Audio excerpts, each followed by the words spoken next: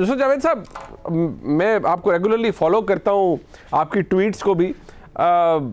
مجھے ذرا تھوڑا سا اس معاملے میں ہمارے ویورز کو بھی ایجوکیٹ کیجیے گا سر، کہ یہ واقعہ ہو گیا، ٹھیک ہے، ابھی طلال چودھری صاحب نے کہا ہماری سوچ کا فرق ہے، یعنی کہ شاید میں یہ سوچ رہا ہوں کہ یہ گفتگو ہوئی ہے تو دیکھیے اس کے اوپر بڑے سیریس سوالات ہیں کہ وزیر اعظم کی ایک بیوروکریٹ سے بات ہو رہی ہے اور وہ بتا رہے ہیں کہ مریم نواز شریف صاحبہ کے داماد کا کو پلانٹ ہے جو 60% آ گیا تھا 2020 میں، باقی آنا ہے، وہ انڈیا سے پابندی کے باوجود وہ نہیں آ سکتا، اگر کریں گے تو بڑا فلیک ملے گا، بڑا کرٹیسزم ہوگا. ایک تو یہ گفتگو ہے، اور مریم نواز شریف صاحبہ یہ چاہ رہی تھی کہ ہو جائے، بٹ ایونچولی یہ نہیں ہو اور وزیر اعظم نے ریزسٹ کیا ہے جو بھی ہے.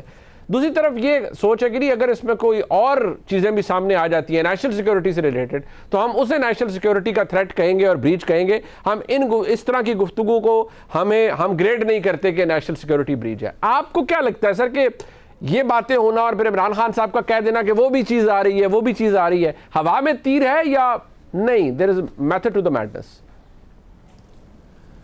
منی بھائی، سب سے پہلی بات تو یہ ہے کہ اصولی طور پر اگر آپ کی اور میری بھی گفتگو ہو رہی ہے اور اس کو کوئی انٹرسپٹ کر کے پبلک کرتا ہے یا اس کو استعمال کرتا ہے تو وہ بھی اتنا ہی قابل مذمت ہے جتنا یہ ہے.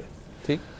اب یہاں پہ بہرحال پاکستان میں جو وزیر اعظم ہوتا ہے اس پہ یہ الزام لگتا ہے کہ تہمت لگائی جاتی ہے کہ وہ آئین کے مطابق چیف ایگزیکٹو ہے. میں نے جو بھیا تھوڑی بہت صحافت کی ہے تو مجھے پاکستان کے وزیر اعظم سے زیادہ بے بس جو ہے، حتیٰ کہ دیکھیے ذوالفقار علی بھٹو صاحب کو بہت توانا اور طاقتور ترین ہماری تاریخ کا وزیر اعظم مانا جاتا تھا، لیکن ڈاکٹر مبشر حسن صاحب جو کہ ان کے قریبی ساتھی تھے، انہوں نے اپنی کتاب میں ذکر کر رکھا ہے کہ ان کے ٹیلی فون سے انہوں نے بیگم نصرت صاحبہ کے ساتھ مل کے ان کی موجودگی میں بگنگ ڈیوائس نکالی تھی. تو ہمارے ہاں وزیر اعظم ایک زمانے میں، آپ کو یاد ہوگا، پتہ نہیں وہ نہرو نے کہا تھا یا نہیں، یہ بات منسوب تھی کہ میں اتنی دھوتیاں نہیں بدلتا جتنے پاکستان میں وزیر اعظم بدلے جاتے ہیں. بالکل. آج کل کے جو وزیر اعظم صاحب ہیں، میری دانست میں ان کے پاس جو اختیار اور جو طاقت ہے، پلیز اگر وہ برا نہ مانے، تو وہ اتنا ہی ہے جتنا شوکت عزیز صاحب کے پاس تھا، ظفر اللہ جمالی صاحب کے پاس تھا.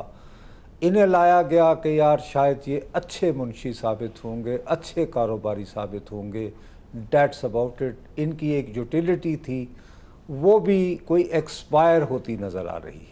اب آ جائیں، میں صرف دوسری بات پہ میں یہ ضرور اثر دی، یہ میرا خیال ہے، اللہ کرے جی میں غلط ہوں. ٹھیک. لیکن جو بات جس پہ میں بہت زیادہ زور دینا چاہتا ہوں بھائی، کہ ہم نے دہائی مچائی ہوئی ہے کہ ہائے اللہ قومی سلامتی کا یہ ہو گیا وہ ہو گیا. یہ کرتے ہوئے ہم بھول جاتے ہیں کہ ہماری تاریخ کا بدترین سیکیورٹی بریچ جو ہے 11 جون 1999 میں ہوا تھا، جب سرتاج عزیز صاحب صلح کے لیے کارگل کی وجہ سے دلی گئے تھے. تو وہاں پہ انہوں نے ہر اخبار کے صفحہ اول پر ایک ٹیپ جو ہے اس کا ٹرانسکرپٹ چھاپ کر ہمارا استقبال کیا تھا. بدقسمتی سے میں اس وقت میں شامل تھا. وہ جو گفتگو تھی جس کی ٹیپس بعد ازاں ایسے چلی جیسے فلمی گانوں کی ٹیپس جو ہیں وہ لاریوں میں بجا کرتی تھیں، تو بھیا وہ ان دنوں کے آرمی چیف کی دورہ چین کے دوران اپنے سب سے بڑے معتمد کے ساتھ تھی.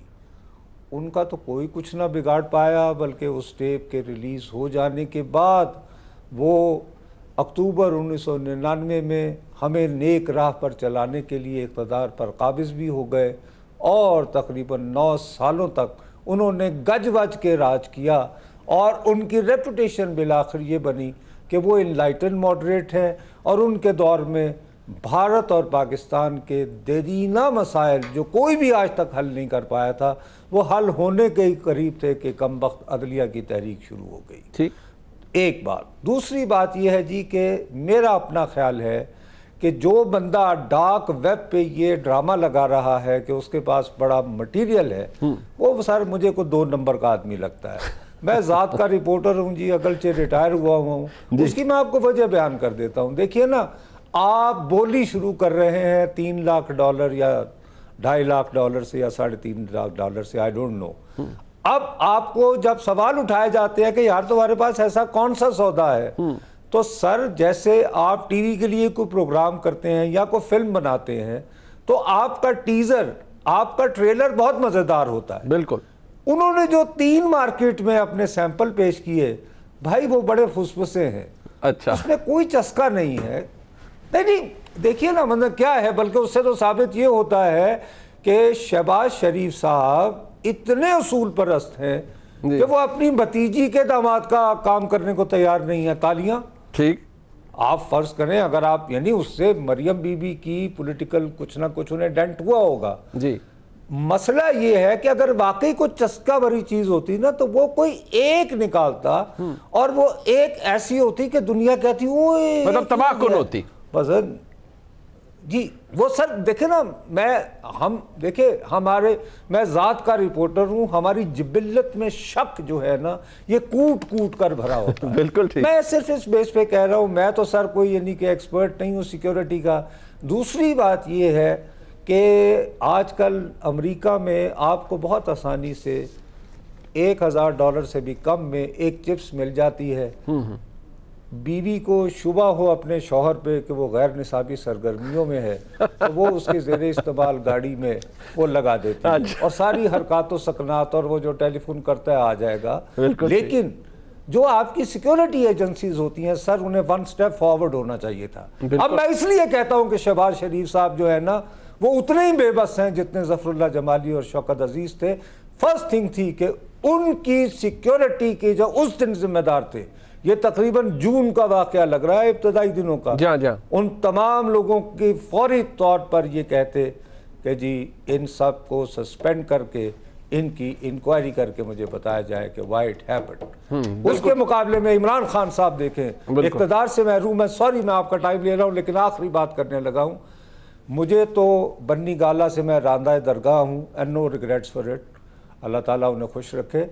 लेकिन जिन लोगों को इमरान खान साहब जिनके साथ मिलकर जिन सहाफ़ियों के ज़रिए आजकल सिविल सुप्रीमेसी की को उजागर करना चाहते हैं, उनको जब वो अपने साथ तखलिए में मुलाकात के लिए बुलवाते हैं सर, तो उनके टेलीफोन ही नहीं, उनके पेन और उनके हाथ की घड़ी वो भी उतार कर बाहर रखवाई जाती है। बात यहीं ख़त्म नहीं होती साहब। उसके बाद ये होता है कि इमरान खान साहब जब अपनी गुफ्तगू कर रहे होते हैं अपने फ्लो में, तो उस दौरान भी कम से कम 2 मरतबा ये आप किसी से भी बात कर लें जो अभी हाल ही में इनसे मुलाकात 2 या 3 लोगों ने की है, बदकिस्मती से मुझे नसीब नहीं हुई और ना ही मुझे कोई तमन्ना है। मैं दोबारा कह रहा हूँ, कोई ये मैं अपनी तमन्ना का इज़हार भी नहीं कर रहा हूँ। उस वक्त स्टाफ आता है और वो स्वीप करता है एक छड़ी नुमा। क्या पाकिस्तान उम्मत मुस्लिमा की वाहिद एटमी रियासत के वजीर आजम के दफ्तर में वो छड़ी नहीं है? तो फवाद चौधरी साहब आजकल बहुत परेशान है, तो उनसे दरख्वास्त करें कि यार अल्लाह का वास्ता है वो छड़ी हमें भी दे दें यार, अगर आपको पाकिस्तान की। ठीक है, प्राइम मिनिस्टर को वो छड़ी मांग लेनी चाहिए।